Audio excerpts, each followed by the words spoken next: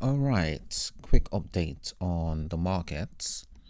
It's been almost, well, not quite a week, but I think the last video I did was Saturday, maybe Sunday.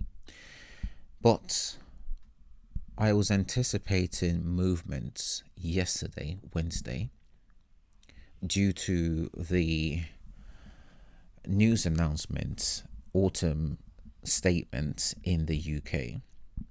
But having a look at this, nothing's really happened.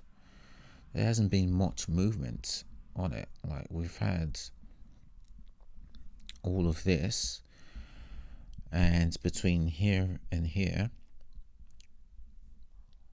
nothing's happened. It's just the same old, same old. So it seems as though the market priced in what they anticipated following the news announcement, the autumn statement, and because of that, it's just continuing with its journey. Now, what is its journey? The way I'm looking at this, and it's quite clear to see on this market, we have this push up,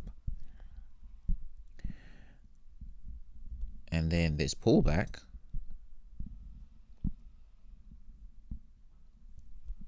then this push up, and now what I'm anticipating is a pullback. I think it's quite safe at this point to say this push up has indeed ended up here. And I say that because of the amount of time that has gone by. And what I'm seeing now is the start of a pullback to this push up. The question is, how far down is this pullback going to come? Which is a very interesting question to explore, because so far we've had push up, and continual pushes upwards until now. By continual pushes upwards, I mean higher lows until now, where it seems as though where it seems as though prices is starting to show the first sign, well, maybe the second sign that the pullback is going to happen soon. So in total, we have this sort of squeeze happening, and it's a very dangerous area because usually a squeeze can just as easily go up as it can go down. All right, so buying this or selling, not really something I'm keen on. I'd rather wait until this plays out.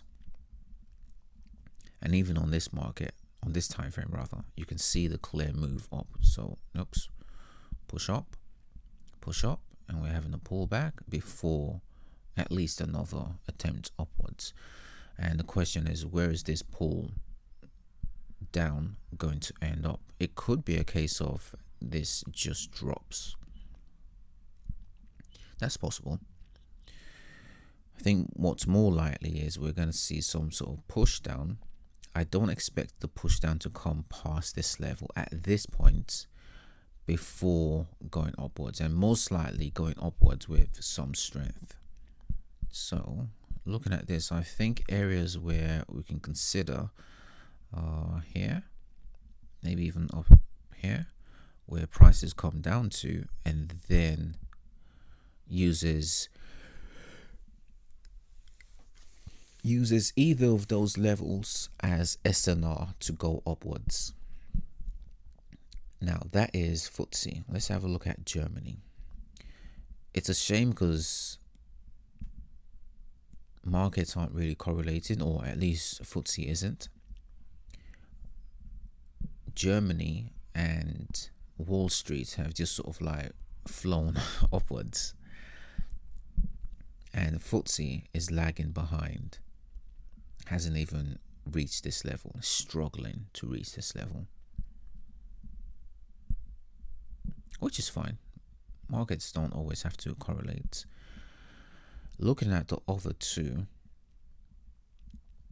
starting with Germany, it's not even close to turning.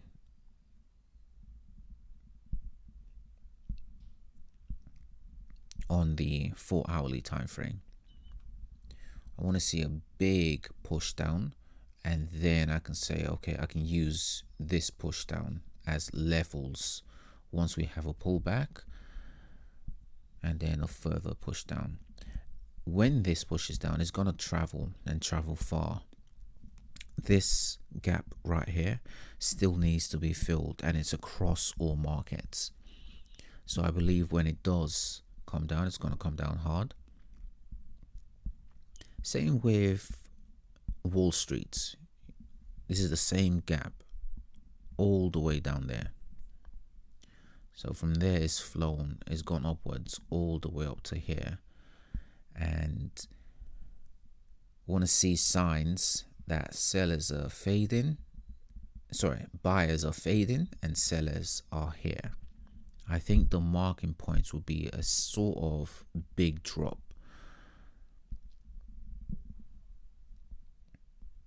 Potentially, FTSE could lead the way in terms of that big drop. Only on this market, it's not going to be, I don't think it's going to be that big of a drop. I think on this market, when the sales come in, other markets are going to travel further than this market.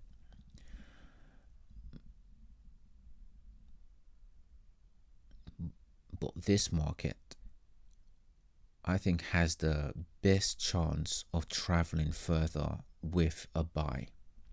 In other words, when this sell happens, after the sell happens, and the buyers come in, I think they're going to travel further than this leg, the length of this leg.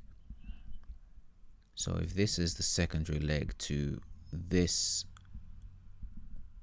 first leg, I think the third leg is going to come up with strength.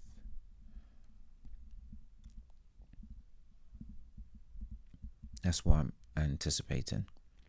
So at this point, it's best just to let all of this triangle, channel, whatever it's called, flag, let all of this play out. So let this keep on doing its thing. Most likely it's going to come down. After it comes down, then gauge it to go in for the buy. Again, I doubt it will come past this level, the sells. So it will just be a case on this time frame of seeing how low the prices come. I think realistically, between here and here, we're going to see prices come down. And this is a big range.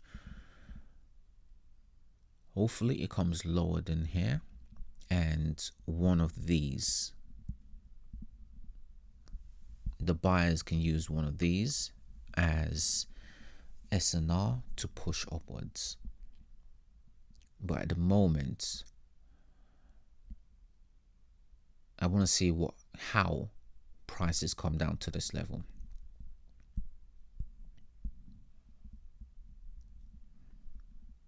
And before we see that, all of this still needs to play out. So we still need to continue to see higher lows and lower highs until all of that breaks. Once it breaks, it'll be a case of gauging or fading these sellers that break this triangle, this flag, whatever it's called, fading them to see where they end, most likely past this level. Let me see if I can plot this out a bit better. So we have this break, come down to this level. Because this will be the first leg, I'd want to see another leg, which will mean this SNR will be broken. and then we can sort of fade them before the buyers come in. So the 7380 level is a very good level indeed. So those buyers, but we could have quite a big spike, because I think if price is going to come past this level to here and here, buyers are going to have their stops just below this spike, which would mean prices can come down to here, but come down in a spike. So come down, spike, take out the stops at this level just below this, and then push upwards. That's the thing I want to see, and I want to see it starting with sellers coming down to at least this level, which will be after this mess here is ironed out. So that's what I am anticipating. For the time being, there's really not much on. It's very boring. It's just sort of like watching prices play out. But FTSE is still my favorite one for the buy.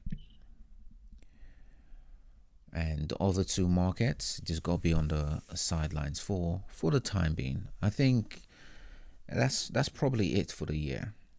I don't imagine the sell will happen this year or this side of Christmas on either of these two markets. I think it's going to be a very long while before this sell takes place, because we have all of this to contend with. So we need to have some sort of prices come down to around about here, and then at least one more leg upwards before the sell is ready to come down to this level, this range once again. All of that is going to take a very long time. I'm talking months. So FTSE for the time being still my favorite for the buy when it happens. All right, I'll leave it there for now. I'll have more video. Well, I'll have a video over the weekend and more next week. All right, bye for now.